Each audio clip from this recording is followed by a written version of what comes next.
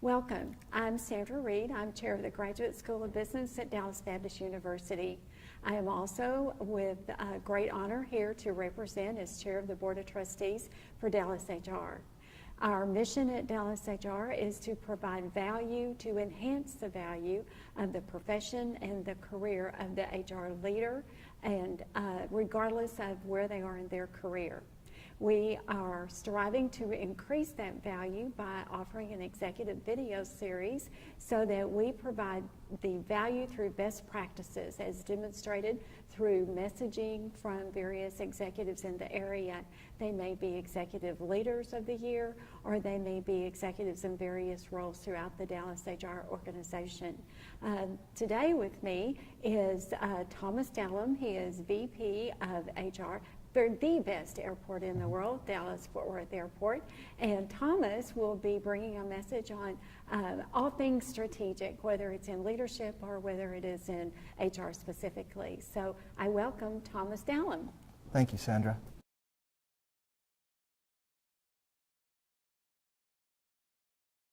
Probably the most important question out there, though, is how do you do it?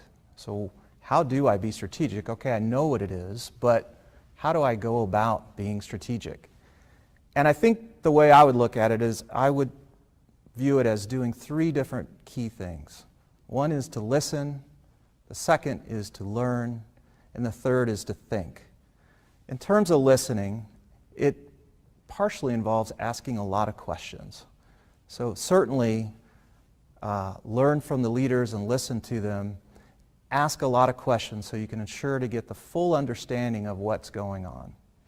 In terms of learning, it's about, first of all, understanding the data and getting in and understanding what it's saying and what conclusions you can draw from the data that's pertaining to the problem.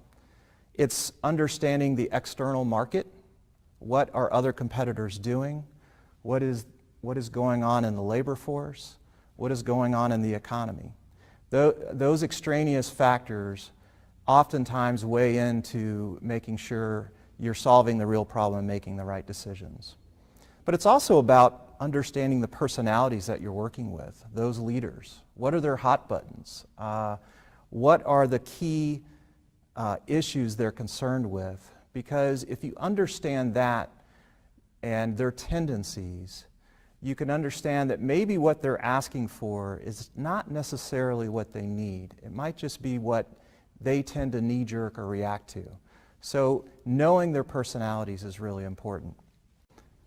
When we talk about thinking laterally, there's really two key pieces there. First, it's understanding the problem that you're trying to solve.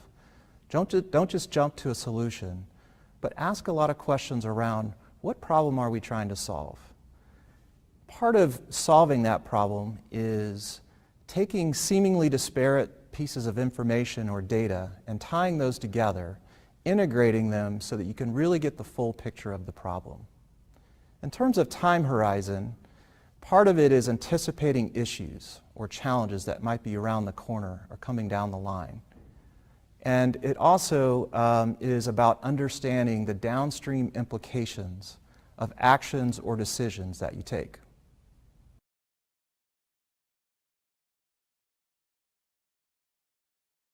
What I tell my team is make sure you provide what the client needs, not necessarily what they ask for. I think the best way to talk about that is through an example. Early in my career, working for a financial services company, I supported the operations group and their call centers. And I received a call from the leader down there saying that they had high turnover and it was because they weren't paying enough and everyone was going down the street for more money. One response could have been to just say, okay, let me talk to compensation. Let's see if we can't raise the pay and solve this problem.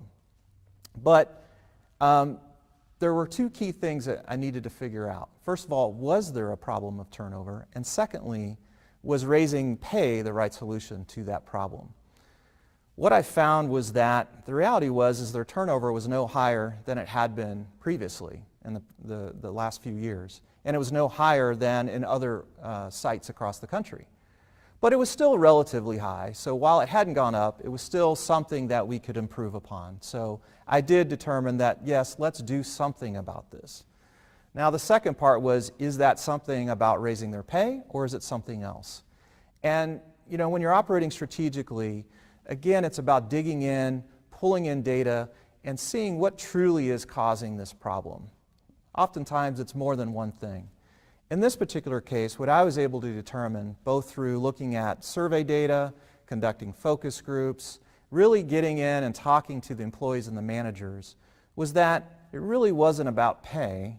It was much more about the fact that the managers had such a high span of control. On average, they were managing 20 folks directly and really had no time to spend with their employees. And the employees were simply feeling ignored and really didn't get any coaching, and in essence felt like a number or a cog in the wheel, and so they were opting to go somewhere else where they might feel more valued. So we tackled that as really the main issue. There was a couple other side issues, but that was really the driving force behind the turnover, not their pay. And we were able to go in, reduce their span of control, and ultimately we were able to reduce their turnover. So I think that's a good example of how you need to avoid the temptation to act quickly and promptly and do what the client asks for. But take a step back, take a little bit more time, and understand what's truly going to solve the problem they're experiencing, because then you're much more likely to get sustainable results from that.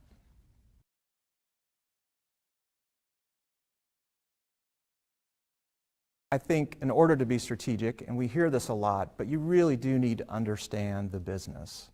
What are their key challenges? What is the business strategy?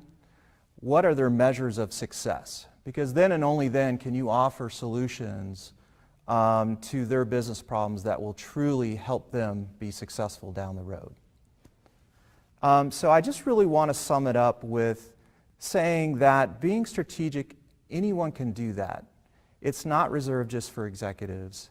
It's not about sitting in an ivory tower and pontificating about things, but it's truly about ensuring that you are delivering the right results. Someone who doesn't deliver results, really, end of the day, isn't a whole lot of value to the company. If you're an executive and you're in your room and you're thinking strategically, but you're not really getting anything done, you're really more of a bureaucrat than you are a true leader. So make sure that not only are you thinking strategically, but you're also acting strategically, that you are not just getting results, but you're delivering the right results. Thank you, Thomas, for that great message. Thank you. Thank you for joining us at the Executive Video Series for DallasHR. We appreciate so much your following us and finding value, for our mission is to provide value to you throughout the HR profession. Watch for our video series on HR Connect and share it with your colleagues and your friends in HR. Bye.